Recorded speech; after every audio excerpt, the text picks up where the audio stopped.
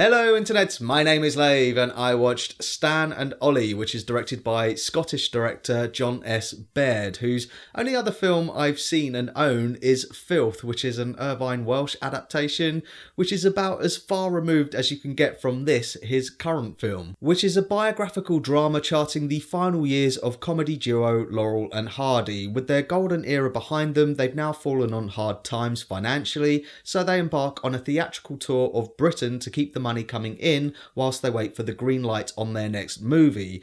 But with such a busy schedule and Oliver Hardy's fading health, their relationship professionally and friendship personally is put under strain. So full disclosure, I'm not an expert or particular fan of Laurel and Hardy. I obviously know who they are and I have seen clips of them at various points in my life, but if someone was to ask me what my favourite sketch was, I wouldn't be able to give you an example. I was thinking about looking up some of their material before going to see this, but then I thought, nah, if I'm going to fall in love with these characters, it's going to be because of this film. This film has got to teach me something, and it succeeded. There is a particular moment in this film where everything just clicked and I really understood the characters of Laurel and Hardy. There is a moment where they're on stage and they're doing this routine and it's amazing, but then a character who's also watching it meets up with them after the performance and says, that was pure magic, and it really was. And this is down to its two leads, Steve Coogan as Stan Laurel and John C. Reilly as Oliver Hardy, who disappear into their characters.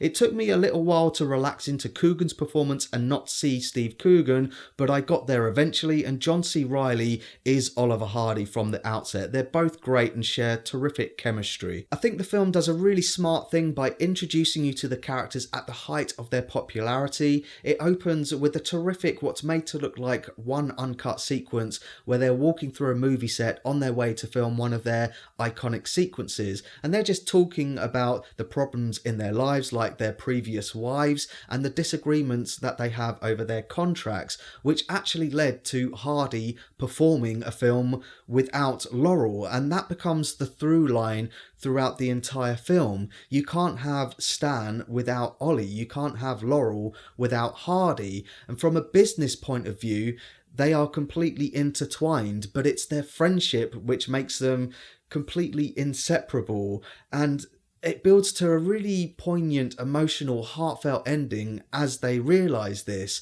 It's very simple and very straightforward, and it feels like I'm doing it a disservice by saying it's simple and straightforward, but it's extremely effective.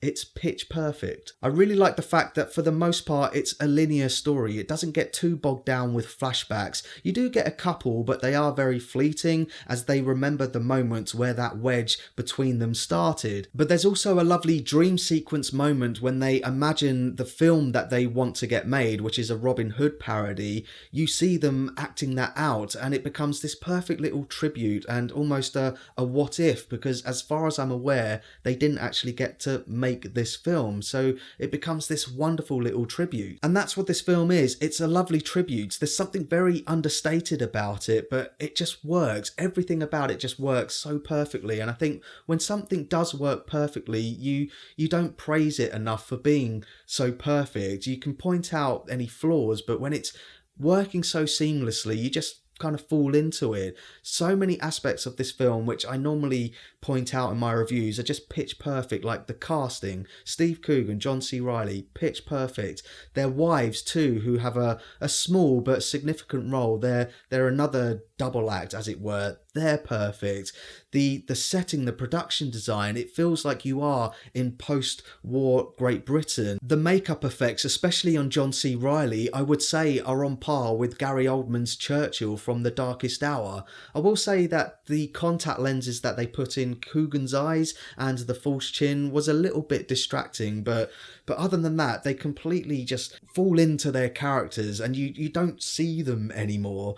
And that's a kind of a theme in the film as well. In their everyday lives, they almost do some of their routines. There's a really funny moment when they're checking into a hotel and they're ringing the bell, and it almost becomes one of their stage performances.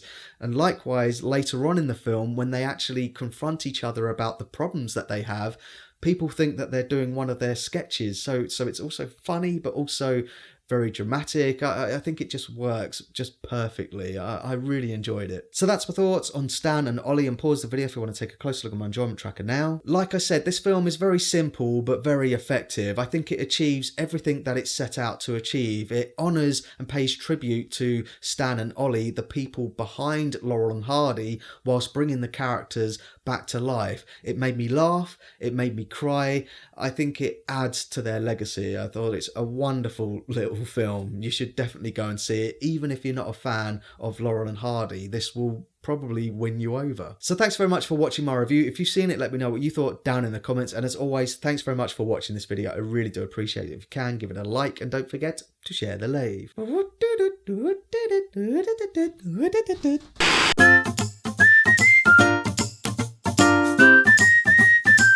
Subscribe.